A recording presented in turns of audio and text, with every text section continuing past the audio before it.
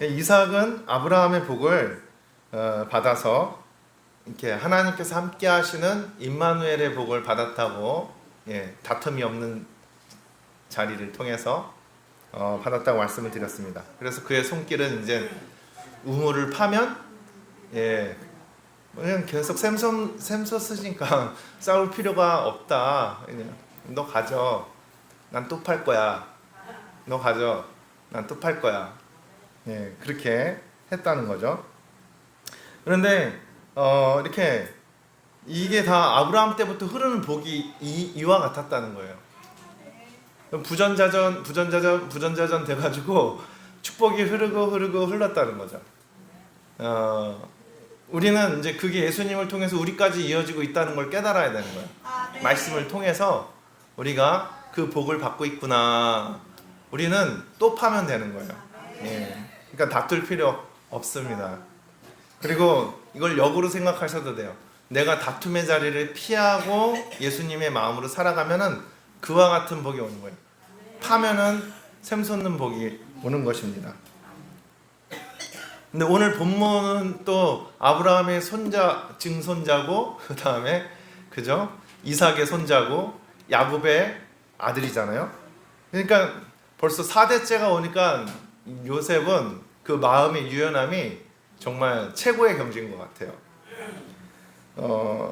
요셉의 할아버지 이삭과 또 그의 아버지 야곱의 복을 받아서 그의 마음에 엄청난 유연함이 있다는 거죠. 어떻게 보면 고난도 좀 제일 세게 받았는데 거기서 또 보면은 좀 상당히 엄청난 경지, 거의 예수님의 마음의 경지에 이르렀다는 겁니다. 그런 축복이 이어지는 걸 보게 돼요. 부모님의 영향을 받을 수밖에 없는 거예요. 그러니까 우리가 자녀를 잘 키우려면은 지난주도 말씀드렸지만 우리가 신앙생활을 잘 해야 되는 겁니다. 예수님 마음 담기 위해서. 요셉의 아버지 야곱도 보니까 유연함이 있었더라고요. 보니까 우리가 이제 원래 이삭을 했으면은 야곱을 해야 되는데 나도 모르게 요셉을 해버린 거예요. 그러니까 내가 여기 앞에다 살짝 야곱을 끼워 넣었습니다. 야곱도 유연하죠. 엄청난 유연함을 갖고 있습니다. 왜냐? 삼촌이 자기 딸 라헬을 좋아하는 걸 보니까 요 놈을 이렇게 라헬을 이렇게 결혼 조건으로 좀 부려먹어야겠다. 근데 머리가 너무 좋은 거예요. 아무튼 이렇게 깨가 많은 사람들은 끝까지 울고 먹더라고요. 울고 먹는데 좀 별로다, 그죠? 그래서 7년 동안 일하면 주겠다 했는데, 줘야 되는데 큰 딸을 주는 거예요. 레아를 주는 거예요. 난 라헬을 원했는데 자고 일어났더니 누구세요? 이렇게 된 거예요. 그런데 어떡해요? 우리 이 문화상, 우리 이 전통상 앞차가 빠져야 뒤차가 간다. 이해를 못 하시는 줄 알고, 그러니까 위에서 먼저 결혼을 해야 그 다음에 갈 수 있다는 거예요. 우리나라도 약간 그런 풍습이 언제까지 있었던 것 같아요. 요즘은 사랑에 빠지면 그냥 앞차 뒤차 상관없습니다. 그랬는데 그래서 그러면 어떡하나 그랬더니 네가 7년 더 하면은 라헬을 열흘 뒤에 일단 같이 사는 걸로 하고 7년을 더 일하는 조건으로 또 계약을 하는데, 이거는 진짜 억울해요, 안 억울해요? 억울하죠. 얼마든지 그냥 됐어요 삼촌, 난 갈 거예요, 이럴 수가 있다고요, 충분히. 그런데 야곱은 라헬을 정말 좋아했기 때문에 그 마음을 정말 내려놓고 더 유연한 마음을 가졌던 거죠. 들이받을 수도 있는데 안 들이받았다는 거예요. 그러니까 예수 그리스도를 믿고, 그러니까 하나님이 함께하고 하나님의 형상을 닮은 사람은 약간 이런 마음을 그러니까 내가 뭘 해야겠다라고 딱 정했다가도 뭔가 이렇게 상황이 바뀌었을 때 여기에 유연하게 부딪히며 대처할 수 있는 이 힘이 있다는 겁니다. 이 라반 삼촌의 속임수에 그냥 넘어가 주는 거죠. 그냥 그래 넘어가죠. 그리고 나는 라헬하고 살 거야. 그런 마음의 여유가 그 요셉의 아버지에게 있었다는 거죠. 마음의 여유가 있는 사람은 변화되는 환경 속에서도 잘 적응할 수 있는 힘이 생겨요. 우리가 예수님 잘 믿으면은 이 야곱의 복이 임하게 될 줄 믿습니다.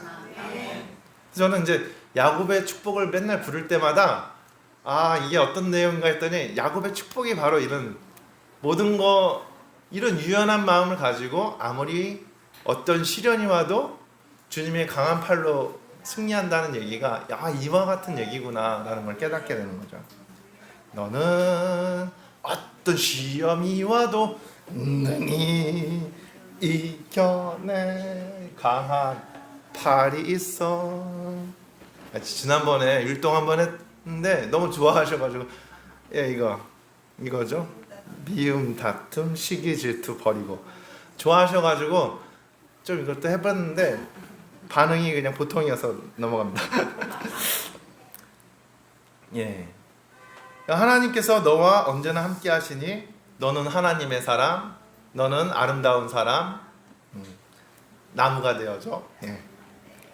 아름다운 하나님의 사람, 저와 성도님인 줄 믿습니다. 요셉은 아버지의 사랑을, 근데 이 유연함을 가진 아버지의 사랑을 요셉이 어떻게 보면 몽창 가져간 것 같아요. 많이 받았어요.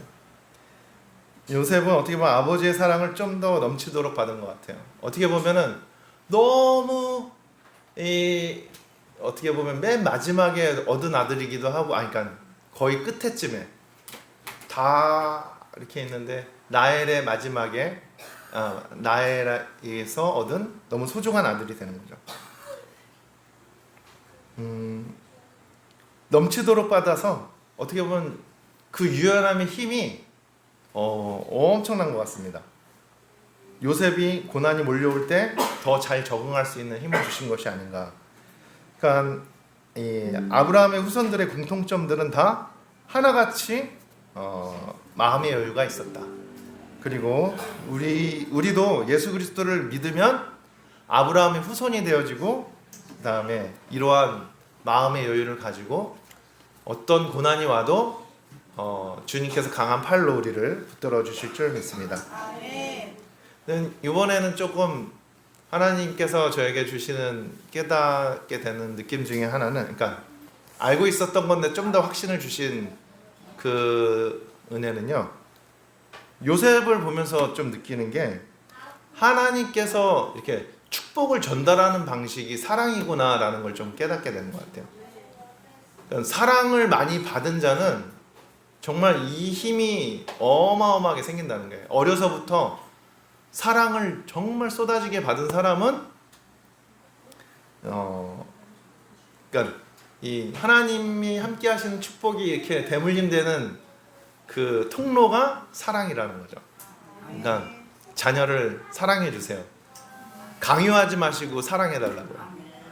예, 집착하지 마시고 사랑해 주세요. 오늘 요셉이 얼마나 큰 사랑을 갖고 있는지 우리가 그걸 깨닫고 그런 사랑했으면 좋겠습니다. 하나님의 축복이 흘러가는 방식은 사랑이다. 거기에서 더 사랑이다.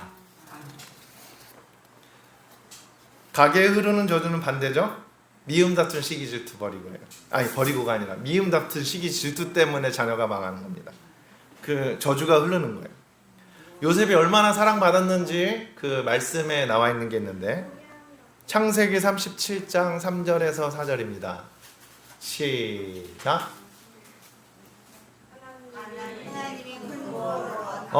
죄송합니다. 창세기 37장을 제가 안 보내드렸나 봐요. 있다. 감사합니다. 시작. 요셉은 노년에 얻은 아들이므로 이스라엘의 여러 아들보다 그를 깊이 사랑하여 위하여 채색옷을 지었더니 그 형제들이 아들과 형제들보다 그를 사랑하고 그를 미워하여 그에게 역사가 불평하였다. 아멘. 예.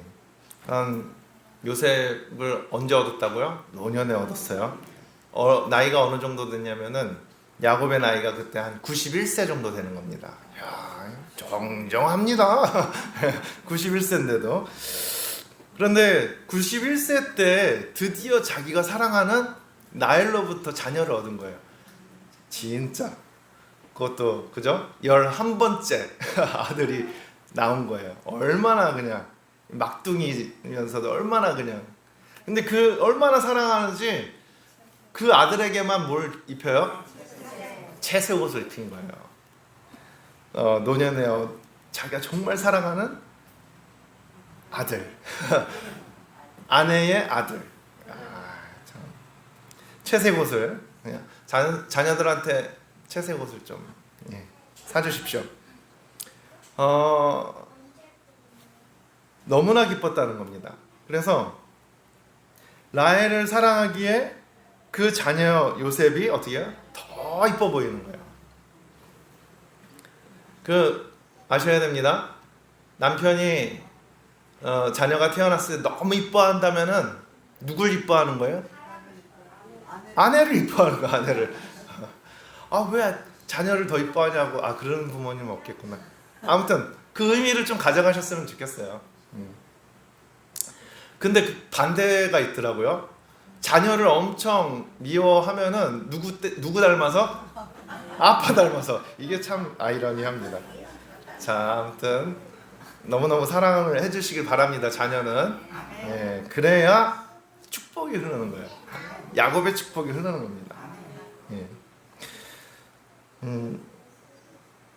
그런데 이제 너무 사랑하다 보니까 누가 문제인 거예요? 나머지 형들이 문제인 거예요. 귀신같이, 귀신이 아니라 진짜 알아요. 자녀들은 자기가 사랑받고 있는지 안 받고 있는지, 누가 더 사랑을 받는지도 딱 많이 느껴요. 정말. 저는 우리가 1남 2녀인데 느꼈어요. 제가 제일 많이 사랑받는다는 거를. 아무튼 동생들한테 좀 미안하긴 하지만 어떡합니까? 집안의 아들이 저 혼자인 걸. 아무튼 우리 때는 좀 그랬어요. 아들을 너무 되게 좋아하시더라고요. 근데 어차피 커보니까 딸이 더 효녀인 거예요. 그럼요, 맞아요, 진짜 딸이 저도 난 것 같아요. 맞아요, 진짜 우리 안술자 성도님 아들 때문에 그죠? 너무나도 기도 많이 부탁드립니다. 좋은 며느리가 들어올 겁니다.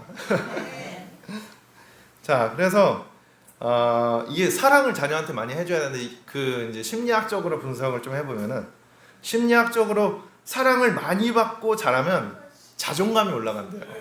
자존감. 그리고 자존감의 반대는 뭐죠? 자존심이죠. 근데 요 두 개가 좀 느낌은 비슷한 것 같아요. 되게 자기를 사랑하고 막 당당한 느낌 이런 건 비슷한데 미세하게 더 들어가면은 자존감과 자존심은 너무나도 확연한 차이가 나는 거예요. 자존감은 어떤 게 있냐면은 주변에서 아무리 비난하고 그 다음에 약점을 가지고 놀려도 상처를 줘도 별로 상처를 안 받아. 자존감이 높은 사람은. 그런데 자존심이 높은 사람은 그 상처를 주면 그걸로 인해서 자존심이 상하는 거예요. 그래가지고 더 화를 내거나 그 다음에 더 미워하는 감정이 생긴다는 거죠. 그러니까 자녀들한테 정말 사랑을 많이 보여줘야 되는 거예요. 강요와 집착 이런 게 아니고 사랑입니다. 그래서 요셉은 아버지의 사랑을 많이 받아서 어떻게 보면은 주변의 시기와 질투, 어떻게 보면 형들이 눈빛만 째려도 되게 떨릴 텐데 얘는 못 느껴. 그냥 좋아. 형들이 그냥 자기 자신 자체가 사랑을 많이 받았기 때문에 형들이 자기를 미워하는지, 형들이 자기를 죽이려 하는지, 형들이 자기를 노예로 팔려고 하는지 그 느낌에 대한 데미지를 크게 안 받는 거예요. 야, 이런 은혜를 받아야 되는데 우리가 어려서부터 맨날 구박을 받고 자랐더니 어때요? 주변에 눈치 보지, 사람들 시선에 나는 어떻게 보일까? 저 목사님 설교는 잘하나 못하나? 그리고 막 왜 성도님들은 나를 째려보지? 막 이런 자존심이 높은 목사님들은 이제 그렇다는 거죠. 아니 사랑스러운 비둘기 같은 눈으로 쳐다보는데 왜 날 째려보지 이런단 말이에요. 이게 너무나도 자존감이 높은 게 얼마나 중요한가가 나타나는 거예요. 하나님의 축복은 이렇게 흘러가는 것 같아요.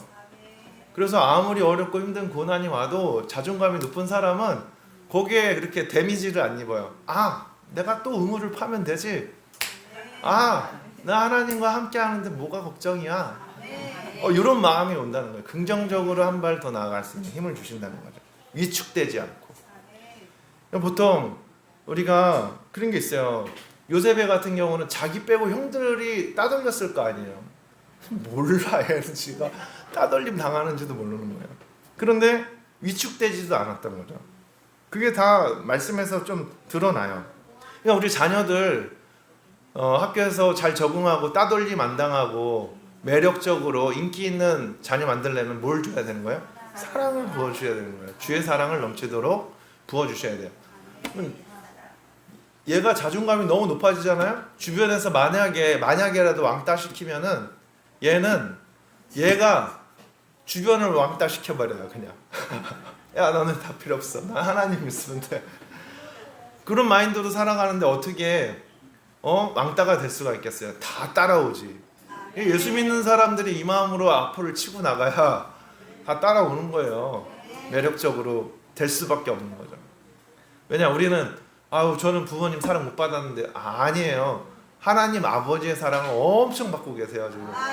우리가 자존심이 높았다면은 이제는 그게 다 부서져 버리는 거고, 하나님의 사랑, 정말 자기 목숨을 내어서 우리를 건지신 그 은혜를 깨달으면은 우리는 부러워할 게 없는 겁니다.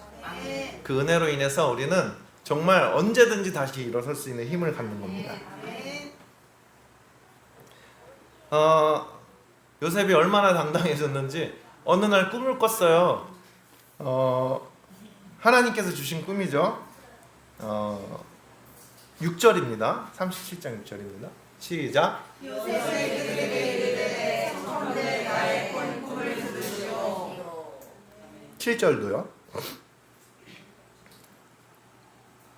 아이고 죄송합니다. 제가 읽어드릴게요. 우리가 밭에서 곡식을 묵더니 내 단은 일어서고 당신들의 단은 내 단에 둘러서서 절하더이다. 이렇게 말씀하고 있습니다. 그러니까 요셉이 꿈을 꿔가지고 하나님의 사인을 받으니까 기분이 좋아요, 안 좋아요? 좋아요. 형님들 나 꿈 꿨어요 그러면서 와가지고 자기 꿈을 얘기하는데 얘 생각이 있는 거 없는 거. 아니 형님들, 제가 곡식단 제 거는 섰는데 형님들의 곡식단은 저게 엎어져 있네요. 저한테 절하던데요. 형들 자존심 상하죠. 내가 너보다 먹은 짬밥이 몇 그릇인데 내가 너한테 절을 해야 되냐 하면서 화를 냈다는 거죠.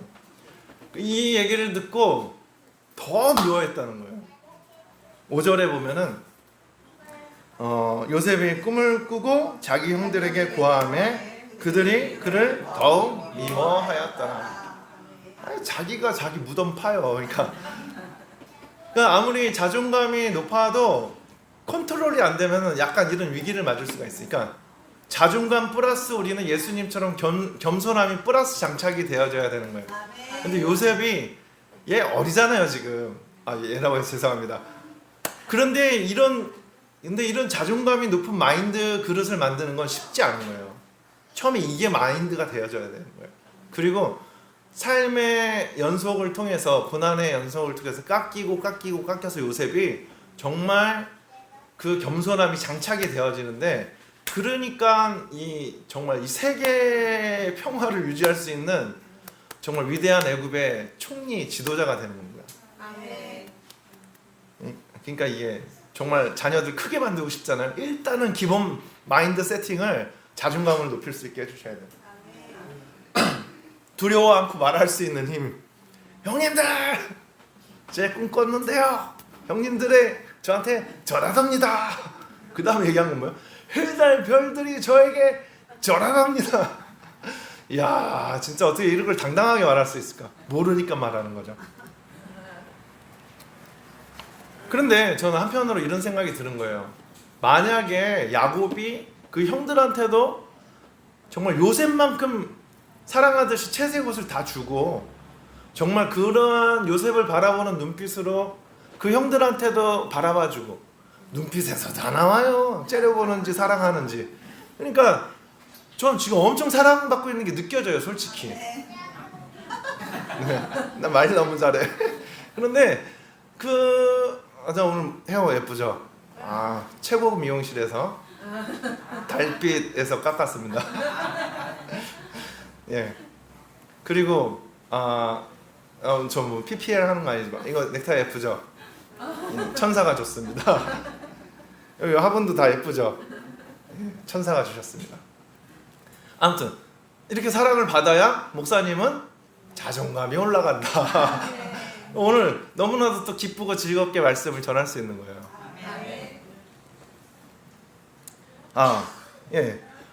제가 하려는 얘기는, 그러니까 형들한테도 똑같은 시선의 사랑으로, 그죠? 바라봐주고, 그 다음에 또 뭐죠? 그 다음에 채색 옷을 입혀주고, 만약에 그렇게 사랑을 부어줬다면은 그 형들도 자존감이 올라가고, 그리고 나서 어떻게 됐을까요? 요셉이 이 꿈을 얘기했을 때 분명히 자존감이 높으니까 동생의 꿈을 들어줬을 것 같아. 야, 우리 사랑스러운 동생이 꿈을 꿨구나. 우리가 너한테 절을 하는구나. 너무 기쁜 거죠. 야, 너 앞으로 해달 별까지 절을 했다고? 우와, 너는 정말 위대한 인물이 되겠구나. 야, 너 나중에 뜨면 나 좀 봐줘. 나 네 오른팔 할게. 아니, 자존심이 높고 자존감이 높고 건강한 자아를 가지면 분명 이런 말을 했을 것 같아요. 그런데 이게 상대적으로 한쪽에만 사랑이 쏠리니까 한쪽은 자존감이 커져갔고 한쪽은 자존심만 커져간 거죠. 그러니 이게 극도로 자존심이 커지면은 정말 사단이 역사하는 거예요. 미워 죽겠어, 누가? 요셉이. 그러니까 요셉을 구덩이에 빠뜨리고 죽이려고 하고 그 다음에 노예로 팔아 버리게 되는 겁니다. 여기서 정말 깨닫게 되는 것은요, 사랑받는 것이 이렇게 중요하구나, 이런 것을 깨닫게 됩니다. 그동안 우리가 부모님으로부터 사랑을 받지 못했다고, 또 남편과 아내로부터 이제 사랑이 식어져 간다고 슬퍼하지 마십시오. 오늘 우리에게는 이와 같이 요셉과 함께 하시는 하나님이 우리와 함께 하신다고 계속해서 성경에 써 있다는 거죠. 말씀하고 있다는 것입니다. 그러니까 우리는 시간이 흐를수록, 이 말씀을 들으면 들을수록, 예배를 드리면 드릴수록 우리의 자존감은 올라가게 될 줄 믿습니다. 자존감이 올라가면서 오는 힘은 아무리 주변 상황이 우리를 흔들어 제껴도 흔들리지 않는다. 예. 아브라함과 이삭과 야곱과 요셉, 그리고 예수님, 또 그리고 나. 하나님께서 함께 하시는 사람들의 공통점은 이러한 마음의 여유가 있다는 사실입니다. 결국 요셉은 형들의 미움을 받고 애굽의 노예로 팔려가게 되고 종으로 일하면서 고생을 하지만 낙심치 않았다는 겁니다. 밝고 긍정적으로 살아갔고 어디에 있든지 항상 하나님 함께 하심을 믿고 또 하나님께서 보여주신 꿈을 소망하면서 하루하루를 기쁨으로 살아갔다는 것입니다. 어떤 상황 속에서도 유연하게. 저는 요셉이 고난을 많이 받았지만 요셉이 가장 힘들었던 장면을 찾는다면은 저는 이제 아무튼 다 힘들었겠지만 보디발 집에서 감옥으로 갈 때가 제일 힘들지 않았을까.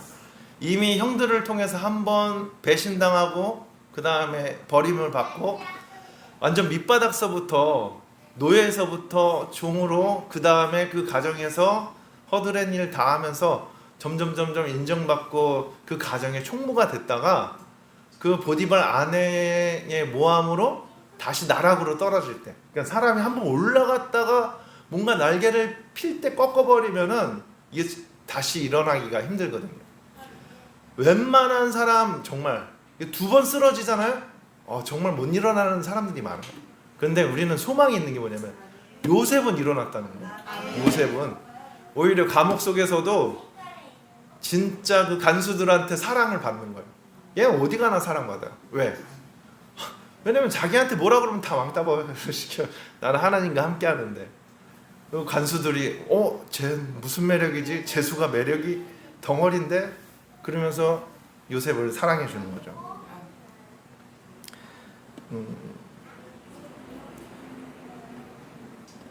그 힘은 그 정말 사랑을 많이 받고 컸기 때문에 이 힘이 온다는 사실입니다. 결국 모든 상황을 어떻게 보면 하나님께 감사함으로 살아가는 요셉은 하나님께서 애굽의 총리가 되게 하시고 앞으로 전 세계적으로 다가올 기근에 대해서 준비를 시켜요. 요셉의 삶에서 저는 이 유연함의 최고의 절정은 그 요셉이 자기를 죽이려고 했던 형들을 용서하는 용서인데 진짜 용서하는 이 장면이 저는 최고라고 생각하는 거예요. 그래서 오늘 본문으로 가져왔습니다. 우리 한번 45장 7절에서 8절을 함께 읽어보겠습니다. 시작. 하나님의 큰 구원으로 당신들의 생명을 보존하고 당신들의 후손을 세상에 주시려고 나를 당신들 앞서 보내셨나니 그런즉 나를 이리로 보낸 자는 당신들이 아니요 하나님이시라.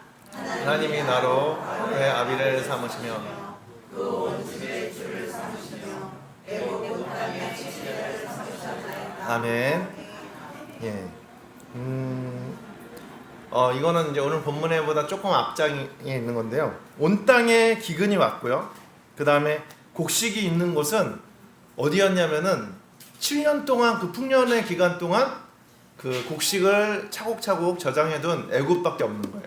요셉이 총리가 돼서 다스리고 있는 이 나라밖에 없는 거예요. 그러니까 모든 나라에서 배고프니까 곡식을 얻으러 어디로 오게 되는 거예요? 애굽으로 오게 되는 거죠. 그런데 가나안에도 똑같이 기근이 왔고 그 예루살렘의 그 야곱의 이 가족들이 배고프니까 그 이스라엘이 야곱이죠. 야곱이 자녀들한테 애굽에 먹을 것이 있단다. 가서 좀 사와라. 그러니까 아들들을 보냅니다. 근데 갔는데 거기서 누굴 만나는 거예요? 총리가 되어 있는 요셉을 만나게 되는 거죠. 이게 얼마나 이게 완전히 위치가 달라져도 엄청나게 달라진 거예요. 이제는 형들과 요셉의 위치가 천지 차이가 되는 거예요. 형들은 구걸하는 자였고 요셉은 주는 자였고, 요셉은 애굽의 막강한 권력을 가진 자였고, 여기는 이제 말 한마디면 여기는 끝나는 자리가 된 겁니다. 형들이 구걸하는 입장이고 요셉은 베푸는 자가 되었습니다. 그리고 얼마든지 지난날 자기를 죽이려 했던 그 상처 복수를 아주 끝판낼 수 있는 절호의 인물. 이런 기회가 있으면 어떻게 하시겠습니까? 저 같으면 끝장을 내버립니다. 그냥. 용서해줘요? 우와, 진짜로요? 죽이려 했는데 용서해줘요? 이야, 진짜 안요셉 박수. 감사합니다. 이게 진짜 이런 기회가 왔을 때 저는 날려버립니다. 그런데 우리 안요셉 성도님은 뭐라고 그러셨어요 지금?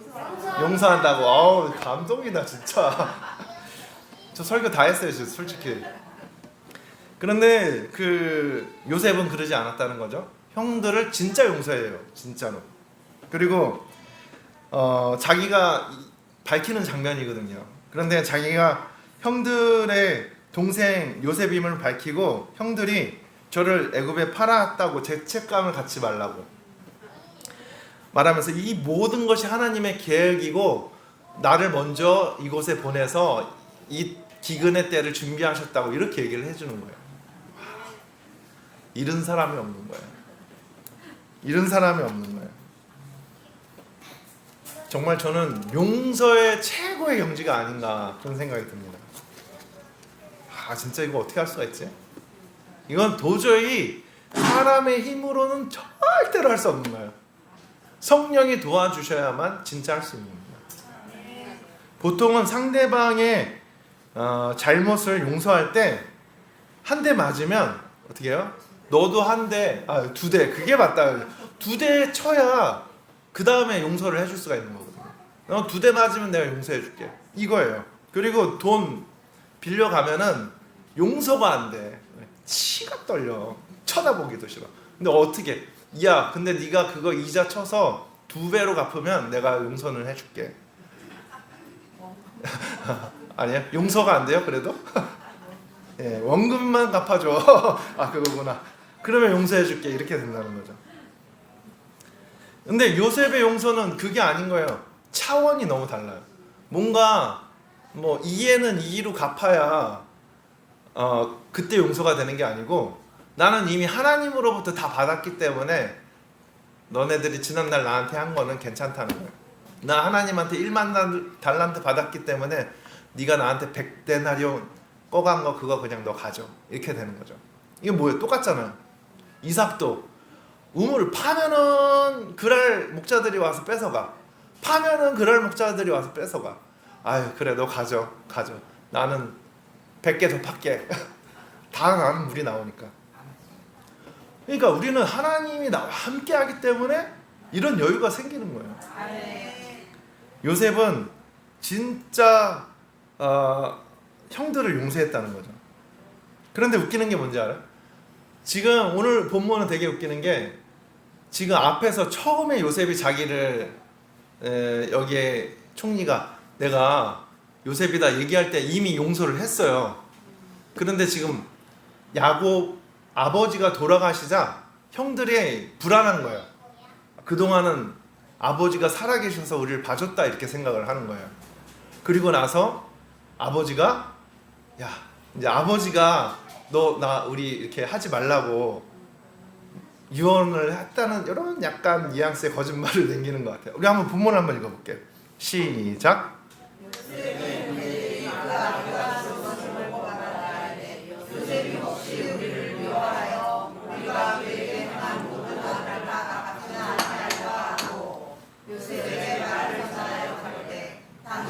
아버지가 돌아가시기 전에 명하여 이르기를 너희는 이같이 요셉에게 일어나 내 형들에게 내게 악할 행하였을지라도 이제 바라건대 그 허물과 죄를 용서하라 하셨다 하셨나니. 아멘. 읽겠네요. 당신의 이제 용서하소서 하며 요셉이 그 말을 들을 때 아멘. 그러니까 요셉의 형들은 야곱의 아버지가 죽자 요셉이 자기를 복수할 거라고 생각하는 거예요. 그리고 그걸 대비해서 이제 어떻게 보면 저거 가짜 유언인 것 같은데 그런 말 안 하신 것 같거든요. 그런데 그렇게 말하게 하자 자기네들끼리 얘기를 해가지고 얘기를 하는 거예요. 그리고 형들의 허물을 용서해달라고 아버지가 우리한테 말을 한 걸 너한테 전달하는 거다 이렇게 이제 얘기를 하는 거죠. 그런데 요셉은 분명히 앞에서 용서를 했거든요. 근데 형들이 자기가 더 겁을 먹은 거예요. 이유가 뭘까요? 재진자의 마음이 이렇다는 거예요. 아니 용서를 한번 했으면 된 건데 너무 자기의 죄가 크니까 이게 이렇게 쉽게 용서될 것을 못 느끼는 거야. 그러니까 더 불안한 거죠. 그나마 아버지가 카바를 해주신 것 같아. 카바라는 말도 안 좋은. 아버지가 보호를 해주신 것 같은데 아버지가 이제 돌아가셨으니 이제 우린 죽었다 이렇게 생각하는 거죠. 그런데 아셔야 되는 거예요. 우리도 똑같아. 이미 예수님께서 십자가에 못 박으시고 우리를 죄를 사해 주셨다 했는데 우리의 삶은 어때요? 죄짐한테 우리 그죠. 우리 맨날 죄짐에 끌려 살아요. 무거워, 삶이 무겁고 죄진자고 또 맨날 회개해야 되고 용서했잖아. 아버지 또 다음 주였어. 또 나이살 용서해 주세요. 용서해 주세요. 아니 용서했다니까. 이제는 잘게 할렐루야 살라고 얘기를 하는데도 항상 눌려있고 막혀있고 이 관계가 끊어져 있다는 거죠. 오늘 여기서 알아야 되는 겁니다. 주님께서 이미 우리를 죄를 대신해서 십자가에 피 흘리시고 우리의 죄를 사해 주셨어요. 우리는 이미 하나님의 자녀가 되었습니다. 이제는 우리는 요셉처럼 참 자유를 누리며 살아야 됩니다. 우리는 이제는 다 가졌기 때문에 모두를 용서할 수 있는 힘이 생긴 거예요. 용서하고 화목하게 사는 것이 하나님이 우리와 함께하는 그런 은혜인 것입니다. 형들은 아버지 핑계대면서 이제는 우리가 종이 돼도 좋으니까 용서해달라고 얘기하는 거 또 한 번 고백해요. 그런데 요셉은 이렇게 얘기를 하는 겁니다. 19절에서 21절입니다. 시작.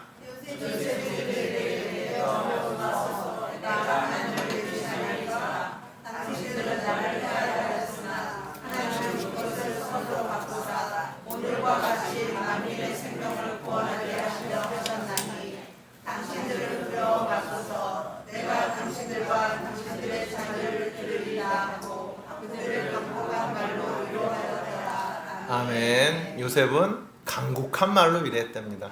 걱정하지 말고 두려워 말라는 겁니다. 내가 당신들과 당신들의 자녀를 책임지겠다. 와, 진짜 대단하죠? 두려움에 떨고 있는 형들의 마음의 언어로 얘기하잖아요. 그죠?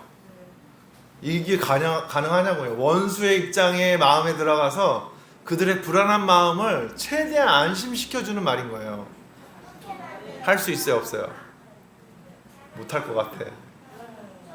도저히 이거는 사랑하는 사람한테도 이렇게 말하는 게 어려운데 원수한테까지 이렇게 얘기하는 건 쉽진 않아요, 솔직히.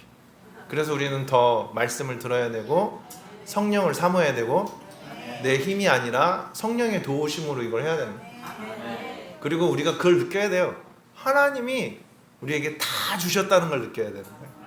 그 느낌이 팍 와야 이게 이 땅의 것이 조금 별거 아닌 것처럼 느껴지거든요. 오늘 이 은혜가 우리에게 오기를 축복합니다. 근데 오늘 말씀을 통해서 진짜 예수님하고 비슷해요. 요셉의 삶이 예수님의 삶이 비슷해. 몇 개만 꼽아보면은 배신당한 것도 똑같은 거예요. 요셉은 형들한테 배신당했는데 예수님은 정말 믿었던 오른팔한테 당한 거예요. 왜냐면은 재정을 맡겼잖아요. 가룟 유다한테. 재정을 맡긴다는 거는 정말 믿는 사람한테 맡기는 거예요. 정말 믿는 사람한테 맡긴다고요.